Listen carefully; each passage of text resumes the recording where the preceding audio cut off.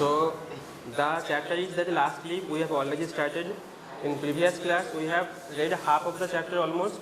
In this class we will try to finish the rest of the part of the chapter if possible today. Otherwise it may take one more class. Okay. But we will try to finish up this rest of the portion of this chapter in today's class. So the last leaf chapter, once again for the students who were absent in previous class, for those only I am taking a short recap of the story. What is the story actually? The story, the name of the story is The Last Leaf, written by O. Henry. Who is O. Henry? O. Henry is one of the American English most leading writers. Okay, O. Henry is one of the most popular writers of America in English literature. Okay, and this story, The Last Leaf, is a symbolical poetry. It is a symbolical poem. Symbolic in the sense that the title of this story is that Last Leaf. But apparently, what is symbol meaning of symbol? The symbol has a one apparent meaning and one underlying meaning. Or underlying means that there are some different meaning, the hidden meaning. In this context, in this chapter, The Last Leaf, listen all of you carefully, especially the students who were absent in the previous class. The last leaf means what? The last leaf means that here the characters, John C. and there is one more character, Behrman. These two characters, they have the last wish, the last hope. Okay, the last hope equal to the last leaf of a creeper. Understand? Creeper means that it is a plant that cannot stand still, that cannot stand straight. It doesn't have very tough or hard stern. It has no backbone. Like it cripple and goes away. Okay. This is called actually creeper because it has no any rough and tough or hard stern. Stern means क्या होता है? जो मतलब पेड़ का जो middle जो नीचे वाला पार्ट होता है, that is actually stern because it cannot stand. It needs the help of another plant to be crippled और to ऐसे करके bending होते जाता है, ठीक है? Cripple. So the last leaf is a symbolical chapter, symbolical in the sense that it has two meaning. One is apparent meaning, superficial meaning. Last leaf means the last leaf of the creeper, but in the context, the writer O. Henry wants to mean that actually, truly, the last leaf means the last wishes, the last hope, the last desire of two characters, especially the artist whose name is Mr. Behrman and John C. who was suffering from a chronic disease. Okay, it is severe chronic disease, that is pneumonia. Almost she had lost the hope of living once again or being recovered from illness, pneumonia. But finally, she got recovered from that chronic disease, pneumonia. Okay, so her last hope was fulfilled. Her last hope of living once again, it has been fulfilled. And the Mr. Behrman, who had also last hope, Mr. Behrman, who was an artist, what was his last hope? His last hope that before his death, before his ultimate death, only for one time, he wants to draw such a picture that will be the masterpiece of all his paintings. अभी तो life में जितना paintings किया सबसे अच्छा painting होगा. Before his death, मौत होने का पहले ऐसा एक पिक्चर बनाएगा जो पिक्चर उनका लाइफ का बेस्ट पिक्चर होगा. वो किस टाइप का पिक्चर होगा? एक सिंबॉलिकल पिक्चर होगा, जो पिक्चर एक डीप मीनिंग रहेगा जिस पिक्चर में. ड्राइंग में क्या होता है, आर्ट में क्या होता है, artist picturize, artist portrays deep meaning through their sketches. Through that different coloring sketches, they portray different kinds of meanings. ठीक है, आप एक पेंटिंग देखते हो, पेंटिंग में ये देखो एक पेंटिंग है, देखो, ठीक है, इस पेंटिंग में अलग अलग मीनिंग है क्योंकि looking at the picture, we can say that what they are actually doing or what they are busy, how they are busy, what they are doing, what kind of life they are actually leading. देखो ये जो picture, दो बच्चे यहाँ पे खेल रहे हैं, कोई पॉटर यहाँ पे कुछ मेकिंग कर रहे हैं मिट्टी का कुछ यहाँ पे, और देखो एक गांव का पिक्चर है, ठीक है। जो एक नॉर्मल इंसान एक सिंपल लाइफ लीड कर रहे हैं, सिंपल लाइफ स्टाइल लीड कर रहे हैं।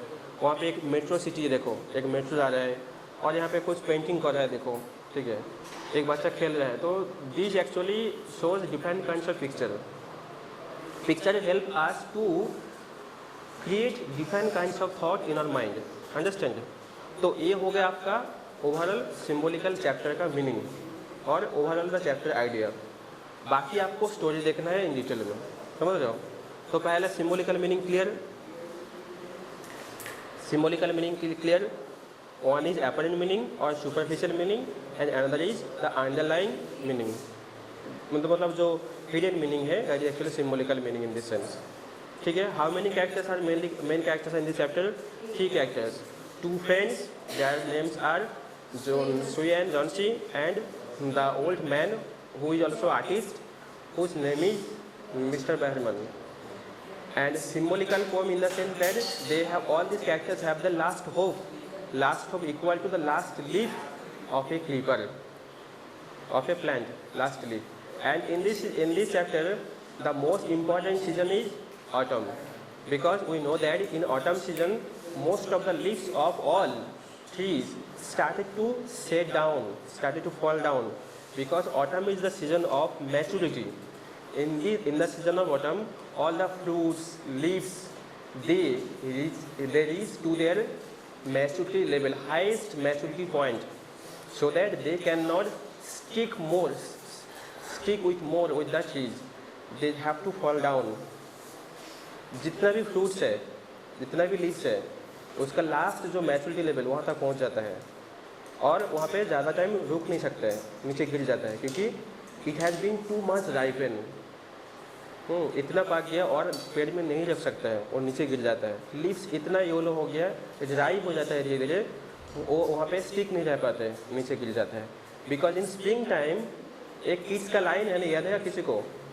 If the autumn comes, can spring stay far behind? John Keats का एक लाइन है, अगर ऑटम आ गया, क्या स्प्रिंग ज़्यादा दूर नहीं रह सकता है, क्योंकि this is a automatic season cycle. Autumn will come. After that, all the in autumn season, all the yellow leaves, old leaves will set down, fall down. After that, in spring season, again the new leaves will be started to sprout.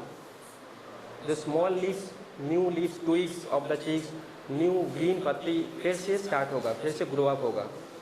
This is actually birth and death cycle life. जैसे सबका हमारा human beings है mortal, ऐसे भी the animals, plants, they have also the same cycle, life cycle. एक बार old होगा, एक बार new होगा, ऐसे ही. Autumn आएगा तो गिर जाएगा नीचे, spring आएगा तो फिर से newly grown up start होगा. ये हो गया बात बाकी, मतलब total overall idea, symbolical sense. कहाँ तक मैंने पढ़ाया था उस दिन?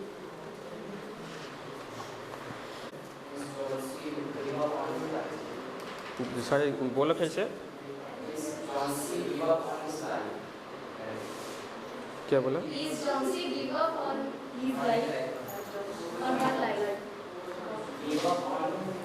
Yes, give up. Okay. हाँ, Johnsy wants to quit her life because she could not tolerate the pain of pneumonia. That's why she wanted to quit her life, give up.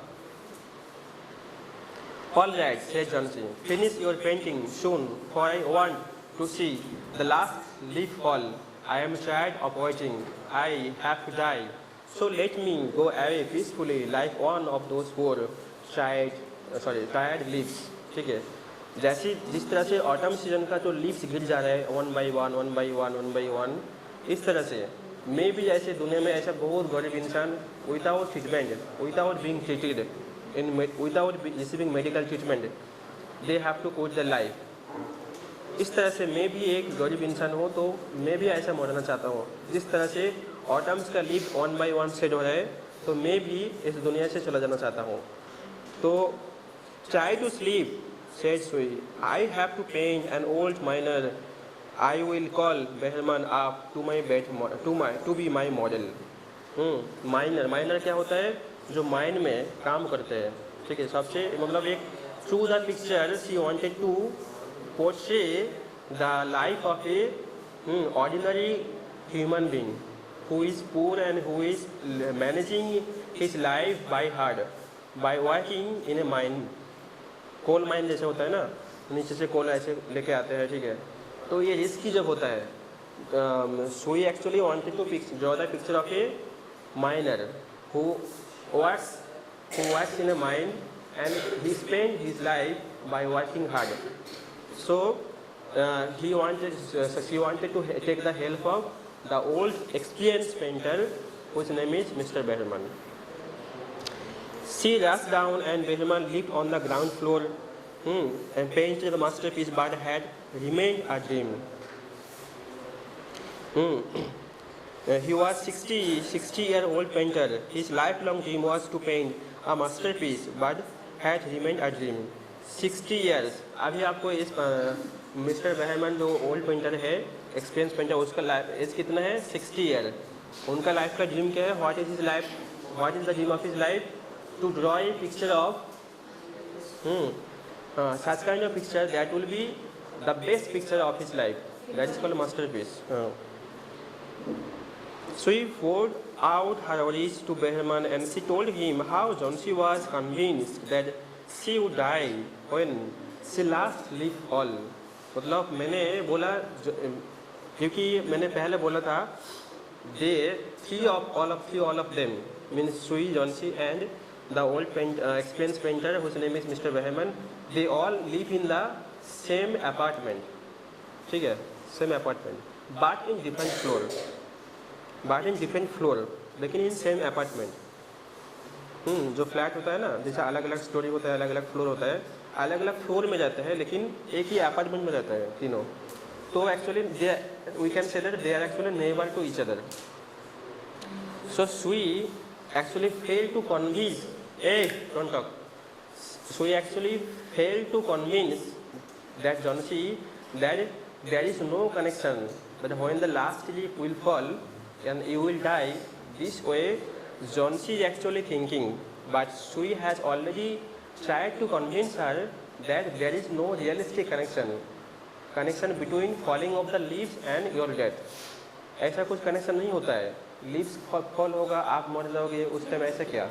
ये एक मतलब रीजनल एक लॉजिक, इसका पीछे actual में कुछ valid reason नहीं है, ठीक है, एक अनरियलिस्टिक लॉजिक दिखा रहा है। क्योंकि that means what? That means वो जो बैकिंग मतलब नंबर जो काउंट कर रहा है backwards 12, 11, 10, 9, 8, 7, it means what? It means degrading हो रहा है, उसका जो स्ट्रेंथ, माइंड का जो strength as well as body का जो स्ट्रेंथ होता है, body and mind are getting weak. That's why this is the symbol of she is counting the number in a drawback form, in a decreasing form, ऐसा ही। तो यहाँ पे दिखाया गया actually now she wanted to get the help of Mr. Behrman to convince her। किसको convince करना चाहते हैं? जॉन्सी को कन्विंस करना चाहते हैं, क्योंकि सुई ने बहुत बार समझाई उनको, ऐसा आप पॉजिटिवली होप रखो, डॉक्टर आपको देख रहे हैं, आप ठीक हो जाओगे, लेकिन जॉन्सी उसका बात नहीं सुन रहे, ठीक है, बिलीव नहीं कर रहे। इसलिए सुई एक्चुअली ऑलरेडी फेड अप। तो किसका हेल्प लेना चाहते हैं? बेहरमन का, जो आप आइए मेरे साथ, ठीक है, उनको थोड़ा समझाइए ऐसे।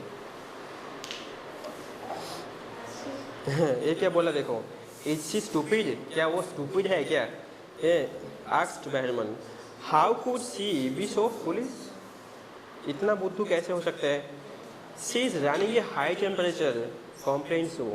तो सुई ने बोला उसका बॉडी टेम्परेचर बहुत हाई है, मतलब हाई फीवर है। शी रिफ्यूजेस टू ईट और ड्रिंक दैट ऑरिज आ मील। सबसे ज़्यादा चिंतित कब होता है?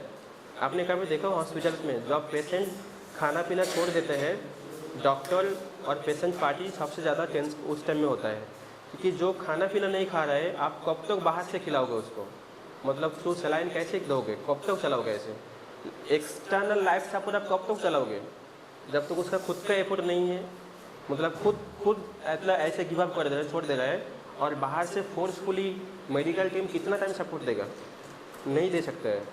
एक टाइम तो दे सकते हैं, 2 दिन 10 दिन 20 दिन, उससे ज़्यादा नहीं। खुद का एफर्ट होना चाहिए सबसे important.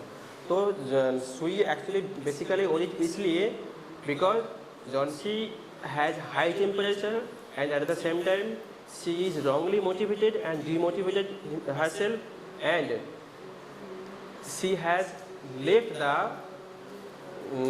means that normal survival process जो है by eating और by drinking something, क्योंकि बॉडी माइंड कब और वीक होगा, जब बॉडी वीक होगा। बॉडी वीक कब होगा, जब आप खाना पीना छोड़ दोगे, एज सिंपल एज दैट ना। इम्यूनिटी पर कैसे होगा, आप फूड नहीं खाओगे तो ये ऐसे हो रहा है इनके साथ। दे टिपटॉयड इनटू रूम, टिपटॉयड मतलब क्या होता है, टिपटॉयड आपका जो टो जो है उसका ऊपर चलना, मतलब बहुत छुपा के, tiptoed into the room. Johnsy was sleeping, so he drew the curtains together and they went to the next room. She peered out the curtain window and there was only one leaf on the creeper. It was raining heavily. An icy cold wind was blowing. It seemed as though the leaf would fall any moment now. देखो, एक symbolical poem, symbolical story, इसमें हर जगह में ऐसे symbolical sense मिलेगा आपको देखने के लिए। ऑटम सीजन है, ऑटम सीजन चल रहा है, लीव्स गिर जा रहा है, और उस टाइम मतलब वहाँ का जो वेदर है वो ख़राब हो रहा है, ठीक है, एक बाहर में हवा चल रहा है, ठंडी हवा, तो ऐसा लग रहा है मौसम इतना ख़राब है, the weather is so bad that it seems to them that any moment the last leaf that is existing with the people it may also fall down. मतलब बोलना क्या चाहते हैं actually, what does the writer want to mean actually. Johnson's condition is so bad, so worse that at any moment, like the last leaf of the creeper, she may also expire. समझ रहे हो technique, ये होता है symbolical structure. बाहर का एक scenery के साथ इसको कनेक्ट कर रहा है, बाहर में ऑटम सीजन हो रहा है, ठंडी हवा चल रहा है, लास्ट लीफ जो है वो ऑटम सीजन में है, एकदम मैच्योरिटी लेवल में है, थोड़ा सा भी ज़्यादा मतलब विंड फ्लो होगा तो धक्का मारेगा तो नीचे गिर जाएगा। किसका विश फुलफिल नहीं होगा, मिस्टर बेहरमैन का, क्योंकि उनका एक प्लानिंग है जो एक एक्स्ट्रा पिक्चर बनाएगा जो लाइफ का सबसे बेस्ट पिक्चर होगा, नहीं होगा। ऊपर से राइटर ने दिखाना चाहते हैं O Henry that Johnsy's condition is too much worsen that right now at any moment Johnsy can be pass away, die, expire. उसके बाद देखो, तो ये होता है सिम्बोलिकल फंक्शन एक्चुअली। अम्लान थोड़ा सा सीरियस हो जाओ, ठीक है। It seem as though the leaf would fall any minute now. Behrman did not say a word, he went back to his room. The weather is the atmosphere both the outside of the apartment and inside of the apartment is not comfortable, is not positive. There are some means gloomy weather, gloomy in the sense that in a depressive, in a sadful, in a sad moment inside the room, and बाहर ऐसे एक ठंडी हवा चल रहा है, एक से रिस्की वेदर जो आपका कंफर्टेबल नहीं, ऐसा वेदर का पास पावर होता है जो according to the weather our mood gets changed, है कि नहीं। बारिश का मौसम में अलग मूड होता है, ज़्यादा धूप होगा तो अलग मूड होता है, ठीक है, ज़्यादा ठंडी होगा तो अलग मूड होता है। आप किसी समुद्र के पास जाओगे तो अलग मूड होता है, किसी हिल एरिया में जाओगे तो अलग मूड होता है, किसी आप रेल स्टेशन में जाओगे तो एक अलग मूड होता है। Depending upon the situation, depending upon the nature, our mood gets changed, है कि नहीं।